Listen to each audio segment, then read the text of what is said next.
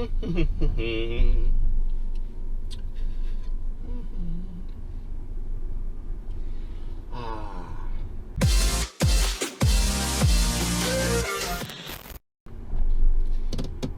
guys, good morning, welcome back to the channel. So in today's video I want to take this Performance Model S. It's a P90D. For those of you that didn't watch yesterday's video, I recommend you go back and watch it, but basically I was giving a once-over of this car and what the performance is like, and comparing it to my Model 3 and the driving experience of it. And today I'm going to hypermile this car. So what I'm doing is I preheated the cabin while plugged in up to 71 degrees, and I turned the seat heat on. So what I'm going to do for the rest of the day is cabin heat is off, seat heat is set for 3 bars. I have a winter hat here to wear if I need it, and I went ahead and set acceleration for chill, which is very modest acceleration, and I turned on range mode. Whoa. Psychedelic screen refresh rate. All right, so I'm going to go into driving here. I'm going to set acceleration for chill, and let's see here. I'm going to turn on range mode, and we'll go ahead and see what kind of average we can get here. So you can see the display on the dash. The since last charge, I'm not sure how to set the trip odometer on this thing, so if nothing else I'll just look at the since last charge portion.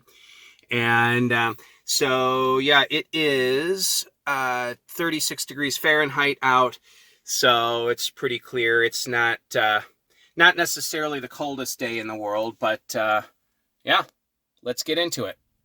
Range mode does a couple of things. Number one, it minimizes the cabin heat, but that's fine, I'm leaving it off. But what it also does is it will bias power to either the front motor for the front wheel drive or the rear motor for the rear wheel drive, depending on conditions.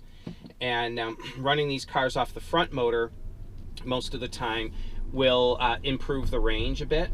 So somebody had asked this question: what would this car be like as far as watt hours per mile if I just didn't accelerate hard with it and drove it cautiously? So I'm going to go ahead and take this expensive, super high performance car and drive it like a grandpa all day. So, all right, well, let's get into it. Hey guys, well, I'm partway through my day, about halfway through, and it looks like I'm going to have to cut this video short. My Model 3 is done at Tesla of Highland Park, so I'm on my way to drop the car off. However, I'm currently at 55.5 miles of driving and 320 watt hours per mile, which is quite good. So I do have a few more miles yet, about 9 miles before I get to Tesla.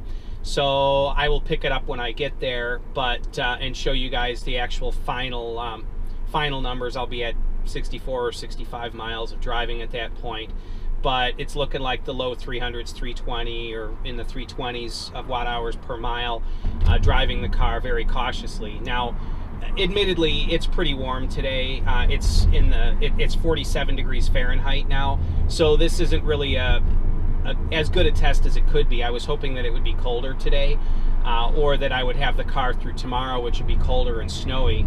But my car's done, so I'm turning this car in. But I can tell you though that it's you know, the efficiency isn't as bad as it otherwise could be. Although in weather like today, driving the way I've been today in my Model 3 would be more like 230 watt hours per mile instead of 320. So Model 3 is definitely far more efficient. Now, it's a smaller, lighter car, but here's the thing. And I do love this car. I could see where traveling cross country, this thing would be great. It's so comfortable in that, and it's the mass really gives it a smoothness on the road that the Model 3 doesn't have.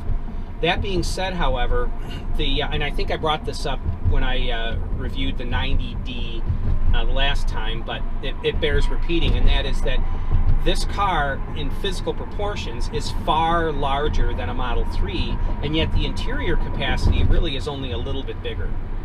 So, and I know this is a luxury car and all that, but the Model 3 is much more space efficient. Tesla really did their homework on the packaging. It's packaging genius, really, is the Model 3. So so this car is it's space wasteful, it's resources wasteful, but it's more efficient than a Prius and faster than a base model Corvette.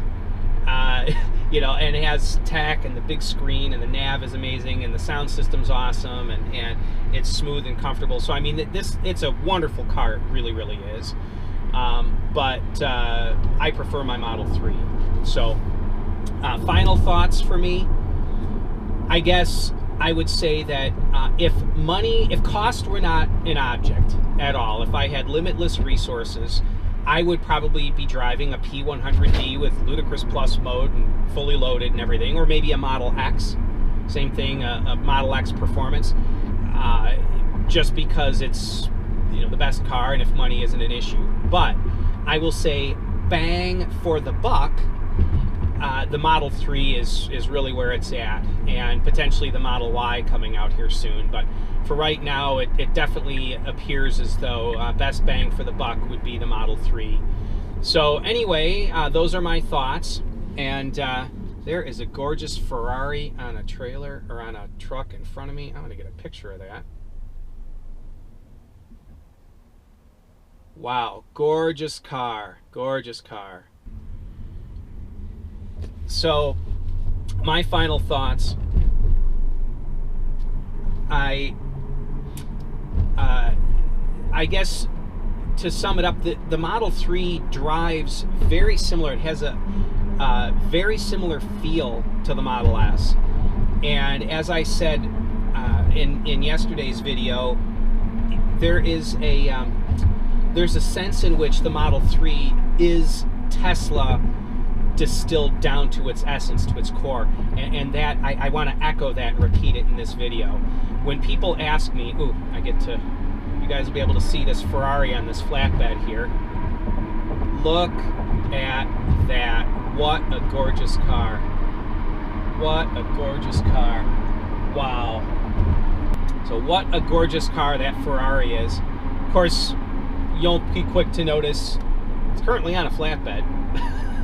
So maybe they're just delivering it somewhere, I don't know. But Ferraris being towed seems to be a common theme. So anyway, I've really enjoyed driving this car. I've enjoyed the whole experience, and I'm looking forward to testing out a Model S Raven, or who knows, potentially the refreshed Model S Plaid.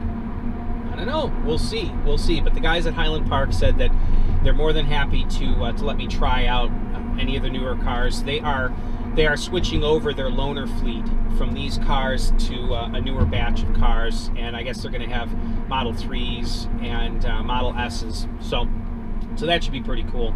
More than excited to have the opportunity to test out some new cars.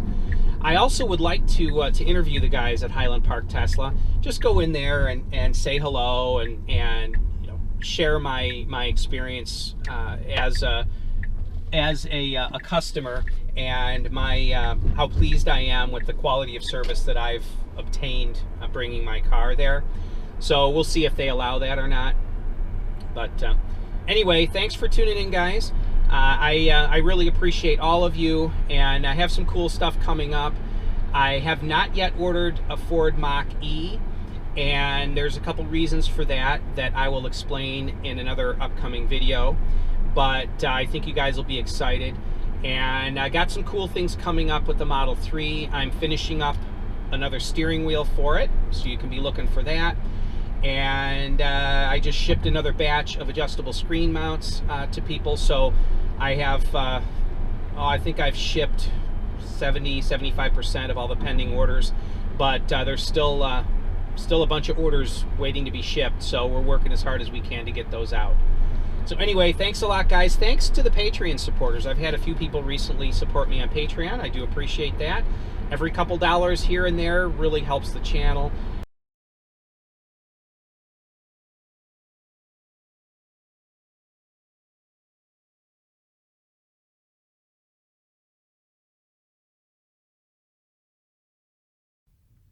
All right, so you saw the numbers. It wasn't a very long day. It was only about half the driving I would normally do or less, but it gives you guys an idea of what you can expect driving a Model S Performance as a hypermiler. So in the summer, that would be even better. I'm betting you could get into the high 200s, 280 or so in the summer. But those are my findings. So thanks for tuning in. I'm at Tesla right now. Just at Tesla to pick up my Model 3, move all of my equipment over to that car, and continue with my workday. So thanks for tuning in, guys. Have a good one. Bye-bye now.